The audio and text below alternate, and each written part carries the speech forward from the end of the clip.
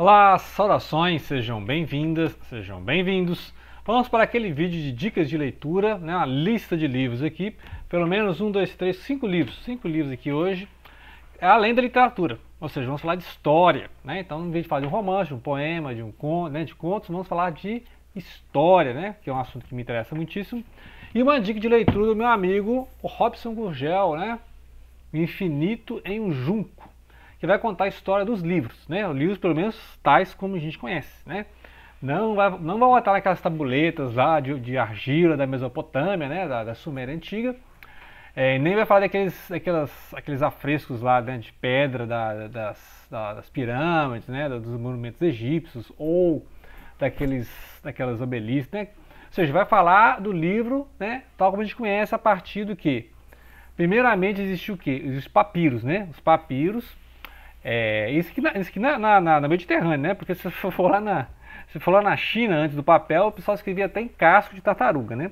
Então é bambu, casco de tartaruga, argila, como eu já falei na Suméria, né? Aqui ela vai contar a partir lá da época do Egito, quando inventou o papiro, né? E vai falar de Alexandria, né? Importante, vários momentos de Alexandria, vai voltar aqui. Aquela famosa biblioteca de Alexandria ali no norte da África, né? Do Egito. E vai falar então a forma de confecção do papiro, né, que usava uma fibra vegetal, ou seja, quase semelhante ao bambu, mas o bambu você vai cortando em pedaços, né, que é a escrita chinesa. Foi usada para a escrita na China, né? E depois tem os pergaminhos, ali da Ásia Menor, que é usado pele de animal, né? Inclusive ali na região da Palestina também, muito pergaminhos, né? Você vai enrolando aquilo, né? Inclusive encontrar vários pergaminhos, rolos de pergaminhos ali na região do deserto, né? Inclusive na região da Palestina, Mar Morto, né? Tem os famosos pergaminhos ali. E também vai falar do papel códex, né? Papel depois, os livros vão ser folhas, né? A gente conhece aqui folhas, vão ser costuradas, né? Na lateral aqui vai formar os códex, né? Que é esse tipo de livro que a gente conhece, que são as placas de papel, né? Essas folhas de papel costuradas e que você vai lendo, né? E vai discutindo a questão da escrita também, né? A importância da escrita, os tipos de escrita, né? Tem escrita que você vai de esquerda para direita para esquerda, de baixo para cima, né? Aquela escrita também que você chega no final e volta no início, e volta no final, né? Assim, a escrita em zigue-zague, também tem vários tipos de escrita. E ela vai mostrando então, aqui a Irene Vallejo, né? Que é espanhola. Então ela faz toda uma reconstituição histórica interessantíssima aqui, né? No livro, assim, às vezes parece que é um romance, mas é que ela coloca narração, né? Descrição, narração, dissertação, tudo misturado. Então dá um efeito interessantíssimo, porque não fica difícil de ler, né? É um livro assim que vai fluindo, né? Nem parece que você está lendo um livro de história, porque vai contar da Biblioteca de Alexandria, né? Vai fazer várias referências, por exemplo, à Biblioteca de Babel, lá do Jorge Luis Borges, o argentino. Vai falar do Humberto Eco, né? Que o Humberto Eco fala que o livro é um objeto perfeito, né? Assim como a colher, a roda, né? Já foi criado perfeito, né? Então, e conserva-se até hoje, né? Assim, mais de 2000 anos, temos o livro. Dessas várias plataformas, né? O livro Gilgamesh, né? Epopeia de Gilgamesh é um livro só que em argila. Você vai lá no Casco da Tartaruga, é um livro só que, né? Aquelas tabuinhas lá do período védico na Índia também, as tabuinhas, né? Que eles vão costurando. Então, ou seja, tudo isso é livro, só que as plataformas, né? Vão mudando. Na plataforma livro, você tem o bambu, você vai ter o papiro, você vai ter o pergaminho, vai ter o códex, né? Papel, que é em versão chinesa. E ela vai mostrando justamente a criação das bibliotecas. Então a biblioteca de Alexandria vai falar justamente isso aí, né? Que os faraós exigiam que os viajantes de até outras cidades, né, entregassem seus manuscritos, né? Seus navios. Só deixava o pessoal embarcar e ir embora, depois que entregasse esses manuscritos para serem copiados. E aí tudo isso se juntava nessa famosa biblioteca de Alexandria, né, no Egito.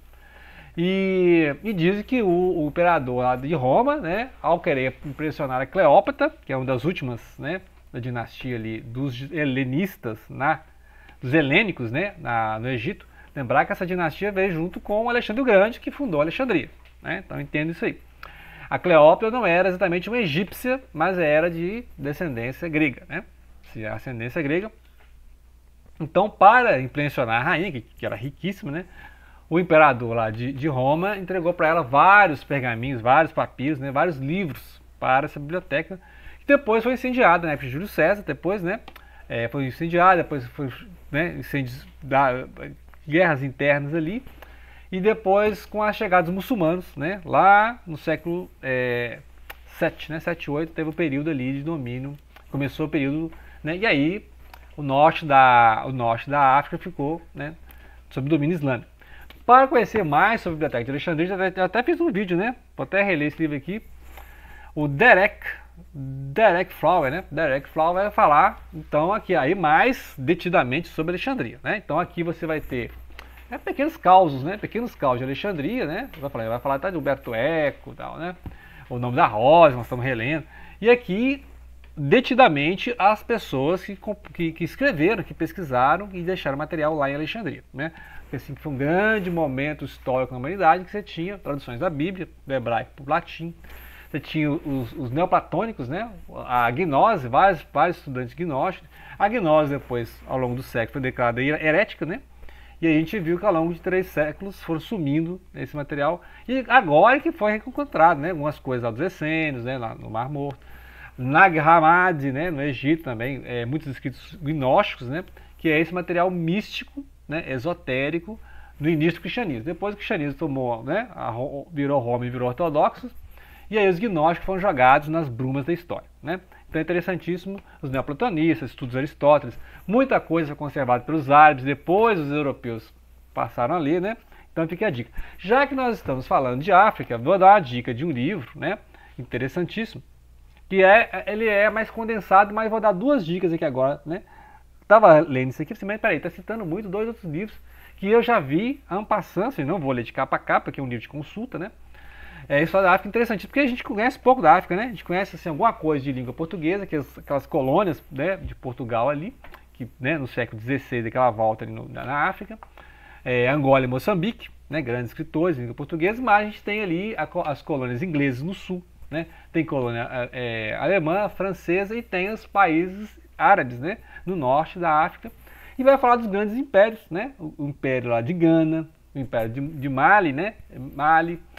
O Império de Kush, que é aquela parte lá no Egito, né, do Egito, e o Império de Kush, que é o pessoal ali do Sudão, se não me engano, né, na Núbia, né, subiu ali para a região do Delta do Nilo.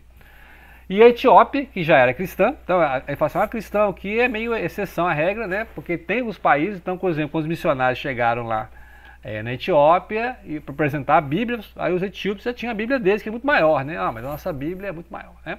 Mas esse livro aqui, você vê que tem uma condensação de material muito mais denso, que é no caso os livros do Alberto, né? Alberto da Costa e Silva, Manilha e o Limbabo, né?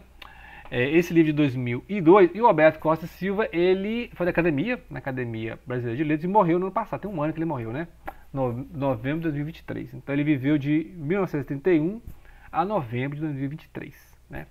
Membro da Academia Brasileira de Letras. E aí ele vai falar, ele é poeta, historiador, né? Ensaísta, diplomata, né? Trabalha como diplomata, e aí ele vai fazer, olha o calhamaço, que é um livro, né? Assim, é um livro complicado você ler de capa a capa, porque ele é mais informativo, e aí vai ser esse conteúdo histórico, né, dessas dinastias do Egito, né? Esses povos que viviam ali no norte, né? Ou seja, você pode ver a diferença da África acima do Saara e abaixo do Saara, né? E outra coisa, a questão das civilizações ao longo do litoral da África e as civilizações do interior. Porque o interior da África, você sabe, é muita savana, muita estepe, né? Muitos animais selvagens, muitos parques para conservação, reservas ecológicas para conservação dos animais. Então, a África, geralmente mais conhecida, é aquela do litoral, seja do norte, seja do sul, né? Cabo da Boa Esperança, você vai no Moçambique e tal, Etiópia. Então, ou seja, é um continente que tem as populações internas, e os europeus foram colonizando do litoral para dentro, né? Então, além dessa diversidade, e outra coisa, outro problema na África ali foi como eles dividiram a África, né? Vários povos ficaram divididos em países, né? Então você tem um povo que está em vários países, e muitas vezes fizeram um país em que tinha vários povos diferentes, muitas vezes inimigos, né? Então vários países ali, vários países ali em que você tem vários grupos étnicos que são até inimigos, né? Então gerou guerras civis, né? Então, ou seja, tudo feito de cima para baixo via Europa, né? Então os povos colonizadores, né, tomaram conta ali da África, Então a gente vê essa questão da escravidão, né, colonização, e um outro livro aqui também do mesmo autor, né, Alberto Costa Silva. Esse aqui é o Enxada e a Lança, a África antes dos portugueses, né. Então vai resgatar muito a mesma coisa, olha você vê o trabalho histórico aqui, né, de pesquisa que ele vai fazendo aqui, justamente sobre, né, a questão dos reinos que existiam, né, na Núbia, no Egito, né, a diferença do litoral para o interior do continente. Os grupos muçulmanos, né, lembrar que tinha muçulmanos, né, entre os escravos trazidos para o Brasil, inclusive a famosa revolta ou insurgência dos malês, né? Malês eram esses grupos muçulmanos que foram trazidos junto com os escravos animistas, né? Os grupos animistas, as regiões do Urubá, e as religiões urubá são aquelas que originaram no Brasil, Candomblé, né, e a Umbanda, por isso que fala matriz africana, né? Tem vários livros sobre esse assunto aí. Acho que até fiz um vídeo falando sobre a África, vou achar esse vídeo aí. Então, é diferente. Então, você tinha os grupos muçulmanos e os grupos animistas. Muito interessante é que os grupos muçulmanos eram alfabetizados, né, porque eles liam o Corão em árabe. Então, geralmente, esses países que têm colonização ou estão, né, sob a religião muçulmana são bilíngues, né, porque a pessoa conhece a língua do país e o árabe para ler e recitar o Corão, que é o livro sagrado, né. E aí, esses grupos do malês vieram para a Bahia e foram eles que se, né, revoltaram contra a injustiça social e né, tentaram fazer assim, uma grande, como a gente chama de revolta contra os poderes, né, da coroa. E aí, por que eles se destacaram? Justamente por essa capacidade de mobilizar, né, eram respeitados pelos outros africanos e eles tinham, né, essa questão cultural, né, eles eram muçulmanos, etc. Então eu acho interessante aqui, né, essas dicas do Alberto da Costa e Silva, que conhecia muito de África, a gente conhece pouquíssimo, né? Essa questão da presença muçulmana, a gente conhece pouquíssimo, né? Da presença muçulmana ali na África. A gente conhece da África o Egito Antigo, né? O que mais cai na escola é isso, ó, o Egito Antigo e tal. Mas o pessoal não fala, né, da questão dos grandes reinos, né? As grandes obras de arte que tem na África e a própria cultura mesmo, né? Então interessantíssimo, assim, tem muita coisa para destacar, né? Mas esse aqui é uma dica de leitura, né? Depois a gente pode até fazer um vídeo para a leitura de alguns tópicos, né? Porque isso aqui é para historiador mesmo, né? E eu acho essa edição aqui mais condensada, né? A partir desses livros do Costa, né, do Costa e Silva, ele condensou. Esse aqui é o José Rivair Macedo, doutor em História Social. Acho interessantíssimo porque aqui, né, ali no Alberto Costa Silva você tem uma coisa ampla, né? E aqui ele vai fazer mais geral, sim, mais condensado, né? Então, eu achei mais didático, né? Achei mais didático. E aí, né, ou seja, tudo isso porque a gente foi ler sobre Alexandria, né? E aquele ápice da cultura egípcia, né? E depois tem a igreja copta, né? Que é a igreja cristã, né? E os pergaminhos, né? E aí, depois nós vamos fazer mais um vídeo, né? Esse aqui é um vídeo de dica de leitura, mas depois fazer um vídeo só sobre, né, essa questão aqui da escrita, do papel, do livro, né? Como é que o livro chegou até hoje, né? Então tem vários causos, né? Ela vai recheando o livro com causos, justamente a partir de Alexandria, né? A questão da cultura grega, do Alexandre que levava a Ilíada, né? E carregava a Ilíada como a gente carrega a Bíblia, né? Então ele levava a Ilíada para ver as histórias. E ele queria ser imortal igual o Aquiles, né? O Aquiles é aquele que deixou a vida dele, né, de conforto e foi para a guerra. E morreu na guerra. Ele sabia que ia morrer na guerra, né? O calcanhar de Aquiles porque ele levou a flechada no calcanhar e aí ele morreu, né? Então a história da guerra de Troia, ele lida contra o final da guerra. Depois tem a viagem do Odisseu, né, que é o Ulisses, aí tem a Odisseia, que é a continuação, né? O tempo que o Ulisses gastou para chegar em casa. Você é a verdadeira Odisseia, né? Que é a viagem, a jornada do Ulisses, né, até chegar em casa.